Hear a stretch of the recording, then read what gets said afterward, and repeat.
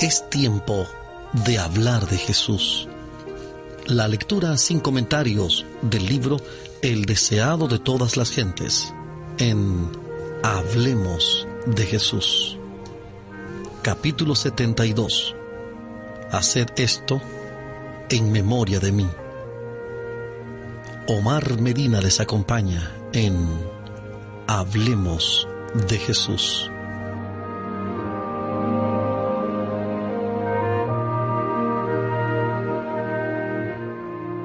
El Señor Jesús, la noche que fue entregado, tomó pan y, habiendo dado gracias, lo partió y dijo: Tomen, coman, esto es mi cuerpo que por ustedes es partido, hagan esto en memoria de mí.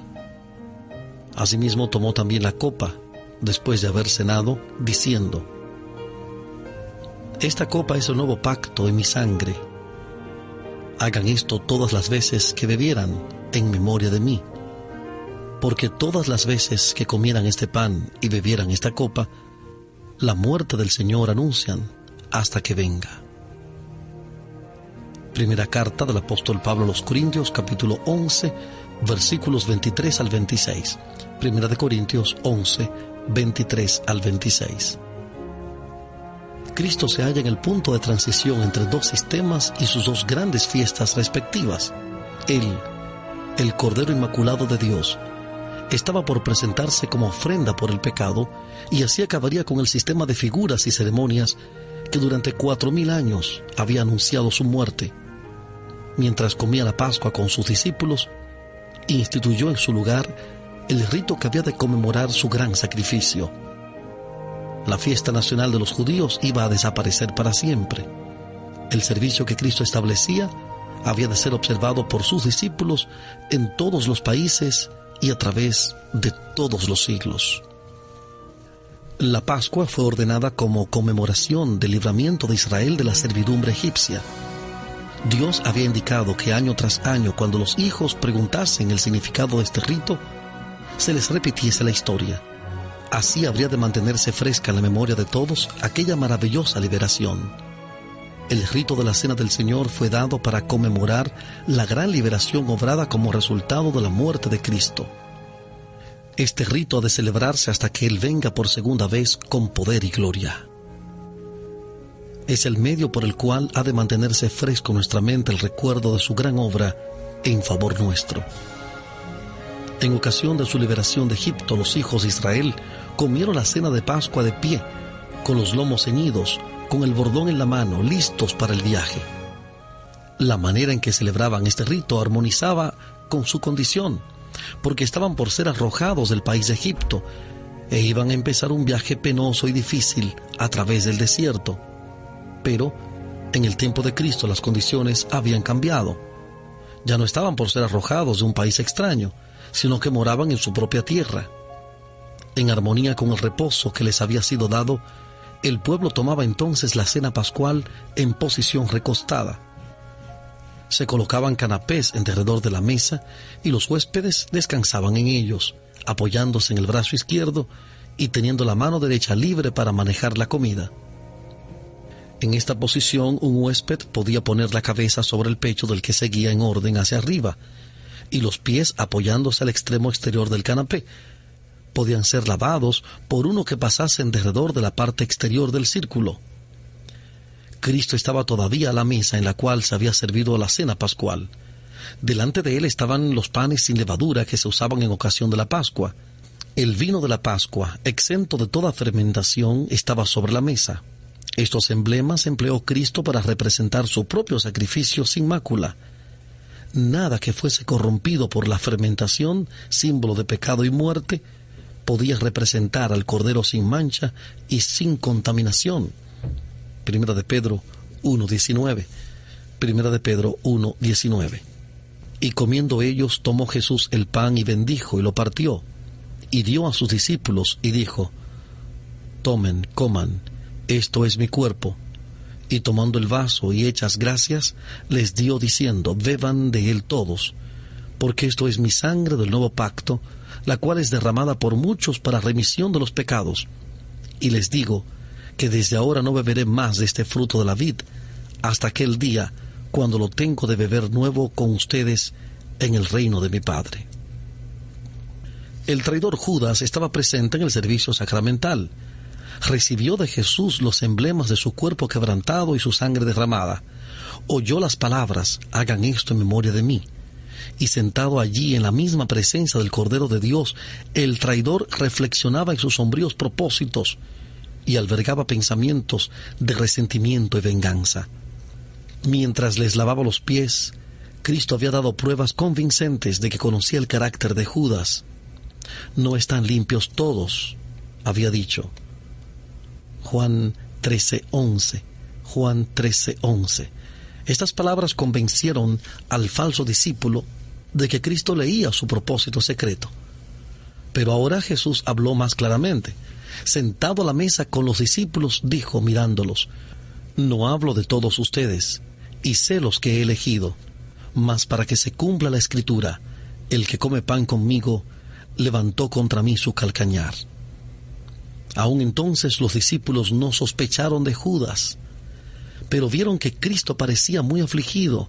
Una nube se posó sobre todos ellos, un presentimiento de alguna terrible calamidad, cuya naturaleza no comprendían. Mientras comían en silencio, Jesús dijo: de cierto les digo que uno de ustedes me va a entregar. Al oír estas palabras, el asombro y la consternación se apoderaron de ellos. No podían comprender cómo cualquiera de ellos pudiese traicionar a su divino Maestro. ¿Por qué causa podría traicionarle? ¿Y ante quién? ¿En el corazón de quién podrían hacer tal designio? Por cierto que no sería en el de ninguno de los 12 favorecidos, que, sobre todos los demás, habían tenido el privilegio de oír sus enseñanzas, que habían compartido su admirable amor, y hacia quienes había manifestado tan grande consideración al ponerlos en íntima comunión con él.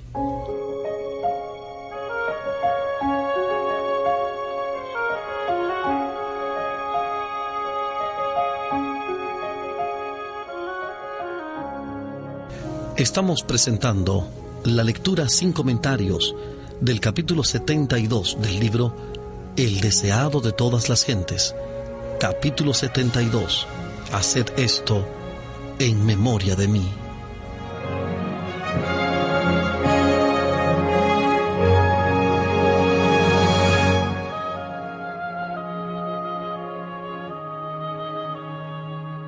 Al darse cuenta del significado de sus palabras y recordar cuán ciertos eran sus dichos, el temor y la desconfianza propia se apoderaron de ellos. Comenzaron a escudriñar su propio corazón para ver si albergaba algún pensamiento contra su maestro. Con la más dolorosa emoción, uno tras otro preguntó: ¿soy yo, Señor? Pero Judas guardaba silencio. Al fin, Juan, con profunda angustia, preguntó: Señor, ¿quién es?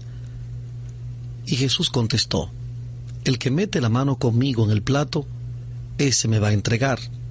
A la verdad, el Hijo del Hombre va como está escrito de él, mas ay de aquel hombre por quien el Hijo del Hombre es entregado. Bueno le fuera a tal hombre no haber nacido. Los discípulos se habían escrutado mutuamente los rostros al preguntar: ¿soy yo, Señor? Y ahora el silencio de Judas atraía todos los ojos hacia él. En medio de la confusión de preguntas y expresiones de asombro, Judas no había oído las palabras de Jesús en respuesta a la pregunta de Juan. Pero ahora, para escapar al escrutinio de los discípulos, preguntó como ellos: ¿soy yo, maestro? Jesús replicó solemnemente: tú lo has dicho.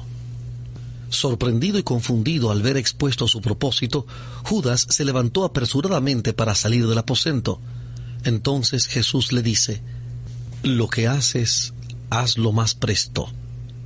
Como él pues hubo tomado el bocado, luego salió, y era ya noche.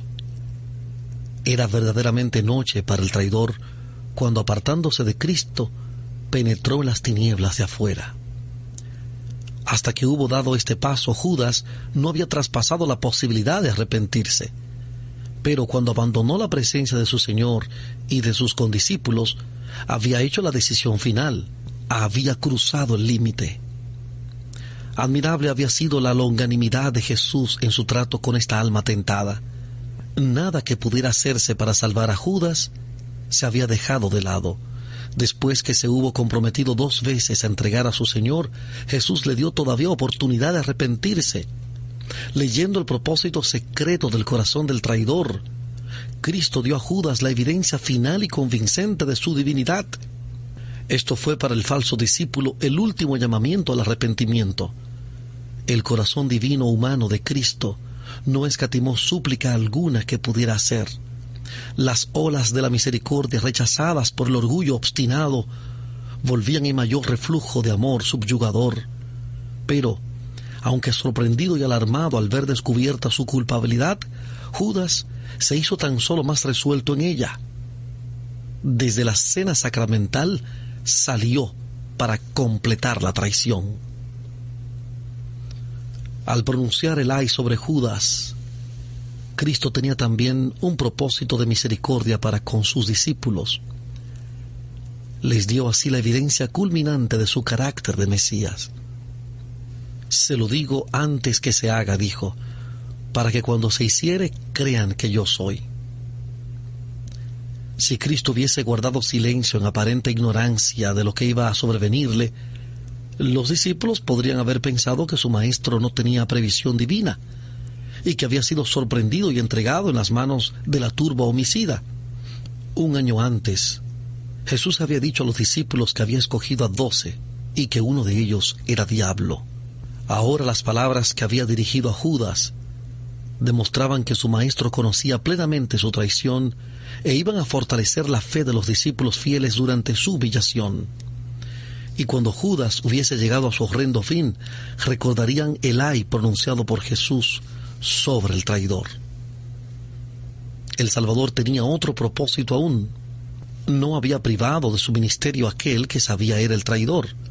Los discípulos no comprendieron sus palabras cuando dijo, mientras les lavaba los pies, «No están limpios todos», ni tampoco cuando declaró en la mesa, «El que come pan conmigo levantó contra mí su calcañar». Juan 13, 11 y 18. Juan 13, 11 y 18. Pero más tarde, cuando su significado quedó aclarado, vieron allí pruebas de la paciencia y misericordia de Dios hacia el que más gravemente pecara.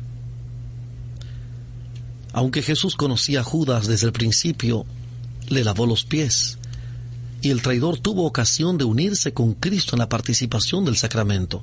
Un Salvador longánime ofreció al pecador todo incentivo para recibirle, para arrepentirse y ser limpiado de la contaminación del pecado. Este ejemplo es para nosotros. Cuando suponemos que alguno está en error y pecado, no debemos separarnos de él. No debemos dejarle presa de la tentación por algún apartamiento negligente, ni impulsarle al terreno de batalla de Satanás. Tal no es el método de Cristo. Porque los discípulos estaban sujetos a yerros y defectos, Cristo lavó sus pies, y todos menos uno de los 12 fueron traídos al arrepentimiento. El ejemplo de Cristo prohíbe la exclusividad en la cena del Señor. Es verdad que el pecado abierto excluye a los culpables. Esto lo enseña claramente el Espíritu Santo. 1 Corintios 5:11.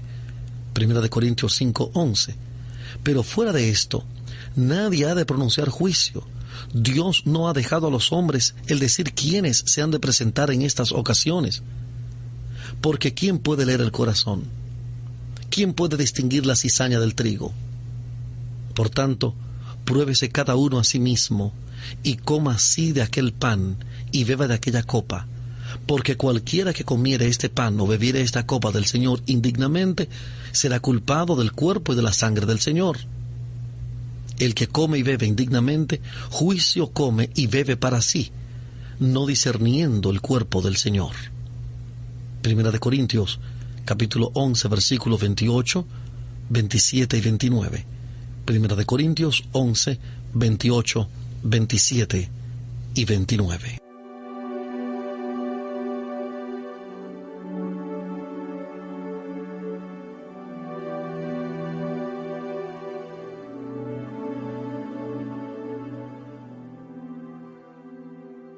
Estamos presentando La lectura sin comentarios del capítulo 72 del libro El deseado de todas las gentes. Capítulo 72. Haced esto en memoria de mí.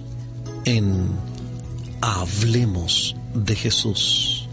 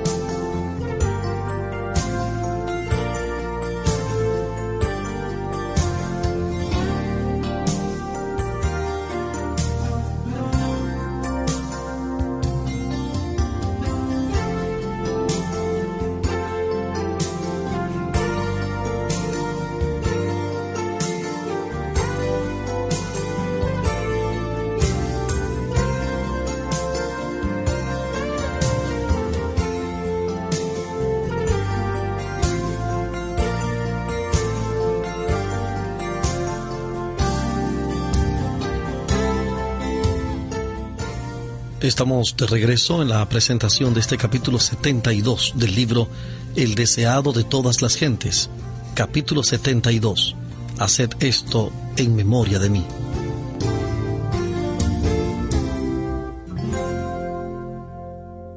Cuando los creyentes se congregan para celebrar los ritos, están presentes mensajeros invisibles para los ojos humanos. Puede haber un Judas en el grupo, y en tal caso hay allí mensajeros del príncipe de las tinieblas, porque ellos acompañan a todos los que se niegan a ser dirigidos por el Espíritu Santo. Los ángeles celestiales están también presentes. Estos visitantes invisibles están presentes en toda ocasión tal. Pueden entrar en el grupo personas que no son de todo corazón siervos de la verdad y la santidad, pero que desean tomar parte en el rito. No debe prohibírseles. Hay testigos que estuvieron presentes cuando Jesús lavó los pies de los discípulos y de Judas. Hay ojos más que humanos que contemplan la escena. Por el Espíritu Santo, Cristo está allí para poner el sello a su propio rito. Está allí para convencer y enternecer el corazón. Ni una mirada, ni un pensamiento de contrición escapa a su atención. Él aguarda al arrepentido y contrito de corazón. Todas las cosas están listas para la recepción de aquella alma. El que lavó los pies de Judas anhela lavar de cada corazón la mancha del pecado. Nadie debe excluirse de la comunión porque esté presente alguna persona indigna. Cada discípulo está llamado a participar públicamente de ella y dar así testimonio de que acepta a Cristo como Salvador personal. Es en estas ocasiones designadas por Él mismo, cuando Cristo se encuentra con los suyos y los fortalece por su presencia. Corazones y manos indignos pueden administrar el rito. Sin embargo, Cristo está allí para ministrar a sus hijos. Todos los que vienen con su fe fija en Él serán grandemente bendecidos. Todos los que descuidan estos momentos de privilegio divino sufrirán una pérdida. Acerca de ellos se puede decir con acierto: no están limpios todos. Al participar con sus discípulos del pan y del vino, Cristo se comprometió como su Redentor. Les confió el nuevo pacto, por medio del cual todos los que le reciben llegan a ser hijos de Dios, coherederos con Cristo. Por este pacto venía a ser suya toda bendición que el cielo podía conceder para esta vida y la venidera. Este pacto había de ser ratificado por la sangre de Cristo. La administración del sacramento había de recordar a los discípulos el sacrificio infinito hecho por cada uno de ellos como parte del gran conjunto de la humanidad caída. Pero el servicio de la comunión no había de ser una ocasión de tristeza. Tal no era su propósito. Mientras los discípulos del Señor se reúnen alrededor de su mesa, no han de recordar y lamentar sus faltas, no han de espaciarse en su experiencia religiosa pasada, haya sido esta elevada o deprimente. No han de recordar las divergencias existentes entre ellos y sus hermanos. El rito preparatorio ha abarcado todo esto. El examen propio, la confesión del pecado, la reconciliación de las divergencias, todo esto se ha hecho. Ahora han venido para encontrarse con Cristo. No han de permanecer en la sombra de la cruz, sino en su luz salvadora. Han de abrir el alma a los brillantes rayos del sol de justicia. Con corazones purificados por la preciosísima sangre de Cristo, en plena conciencia de su presencia, aunque invisible, han de oír sus palabras: la paz les dejo, mi paz les doy. No como el mundo la da, yo se la doy. Juan 14:27. Juan 14:27. Nuestro Señor dice: bajo la convicción del pecado, recuerden que yo morí por ustedes. Cuando sean oprimidos, perseguidos, afligidos por mi causa y la del Evangelio, recuerden mi amor, el cual fue tan grande que di mi vida por ustedes. Cuando sus deberes parezcan austeros y severos, y sus cargas demasiado pesadas, recuerden que por su causa soporté la cruz, menospreciando la vergüenza. Cuando su corazón se atemorice ante la penosa prueba, recuerden que su Redentor vive para interceder por ustedes. El rito de la comunión señala la segunda venida de Cristo. Estaba destinado a mantener esta esperanza viva en la mente de sus discípulos. En cualquier oportunidad en que se reuniesen para conmemorar su muerte, relataban cómo Él, tomando el vaso y hechas gracias, les dio diciendo: beban de él todos, porque esto es mi sangre del nuevo pacto, la cual es derramada por muchos para remisión de los pecados. Y les digo que desde ahora no beberé más de este fruto de la vid hasta que el día cuando lo tengo de beber nuevo con ustedes en el reino de mi Padre. En su tribulación hallaban consuelo en la esperanza del regreso de su Señor. Les era indeciblemente precioso el pensamiento: todas las veces que comieran este pan y bebieran esta copa, la muerte del Señor anuncian hasta que venga. 1 Corintios 11:26. 1 Corintios 11:26. Estas son las cosas que nunca hemos de olvidar. El amor de Jesús, con su poder constrictivo, ha de mantenerse fresco en nuestra memoria. Cristo instituyó este rito para que hablase a nuestros sentidos del amor de Dios expresado en nuestro favor. No puede haber unión entre nuestras almas y Dios, excepto por Cristo. La unión y el amor entre hermanos deben ser cimentados y hechos eternos por el amor de Jesús, y nada menos que la muerte de Cristo podía ser eficaz para nosotros este amor. Es únicamente por causa de su muerte por lo que nosotros podemos considerar con gozo su segunda venida. Su sacrificio es el centro de nuestra esperanza. En Él debemos fijar nuestra fe. Demasiado a menudo los ritos que señalan la humillación y los padecimientos de nuestro Señor son considerados como una forma. Fueron instituidos con un propósito. Nuestros sentidos necesitan ser vivificados para comprender el misterio de la piedad. Es patrimonio de todos comprender mucho mejor de lo que los comprendemos los sufrimientos expiatorios de Cristo. Como Moisés levantó la serpiente en el desierto, así el Hijo de Dios fue levantado, para que todo aquel que en Él creyere no se pierda, sino que tenga vida eterna. Debemos mirar la cruz del Calvario, que sostiene a su Salvador moribundo. Nuestros intereses eternos exigen que manifestemos fe en Cristo.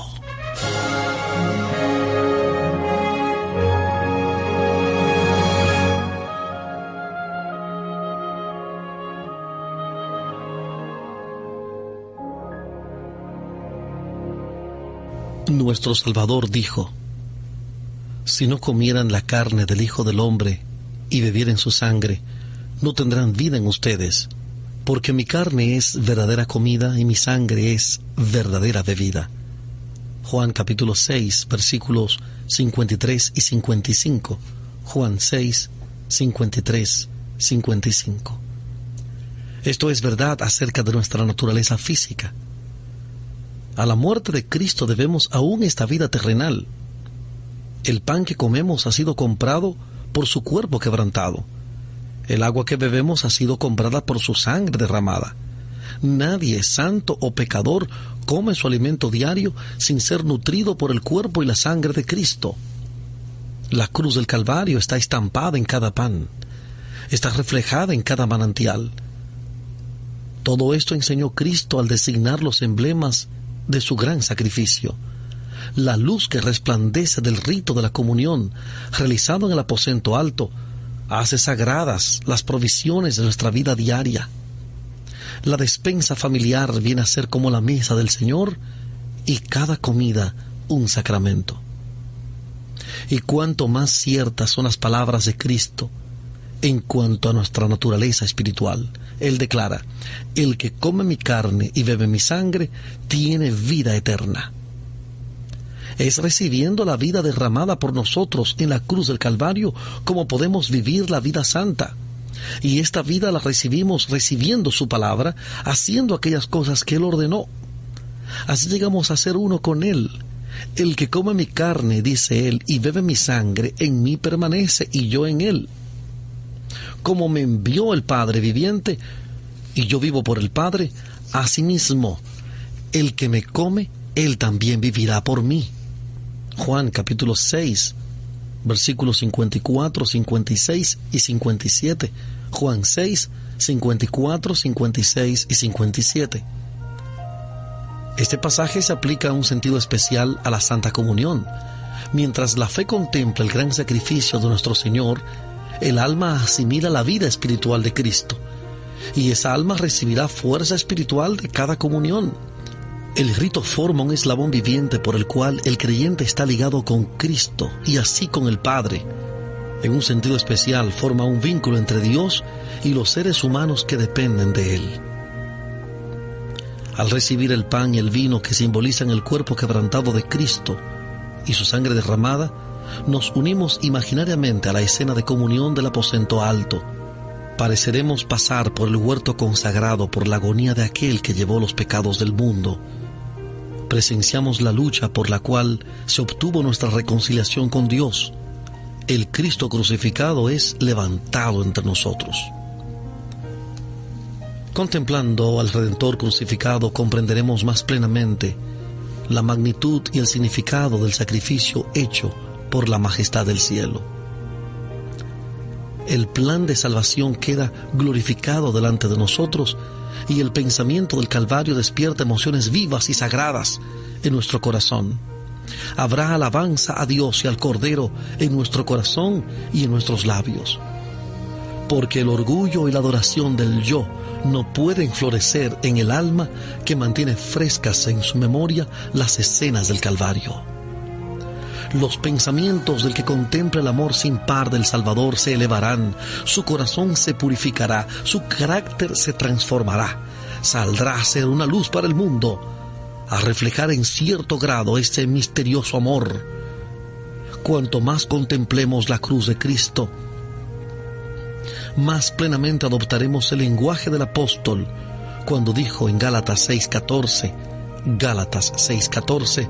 lejos esté de mí gloriarme, sino en la cruz de nuestro Señor Jesucristo, por el cual el mundo me es crucificado a mí y yo al mundo.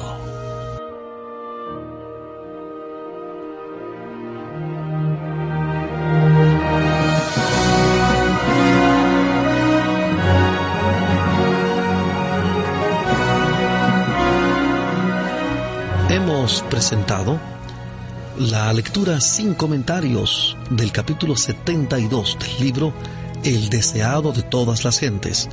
Capítulo 72. Haced esto en memoria de mí. En Hablemos de Jesús. Este capítulo está basado en el libro de Mateo, capítulo 26, Marcos 14, Lucas 22 y Juan 13. Mateo 26, Marcos 14, Lucas 22 y Juan capítulo 13. Hablemos de Jesús. Omar Medina les agradece la fina gentileza de la atención dispensada. Que Dios les bendiga.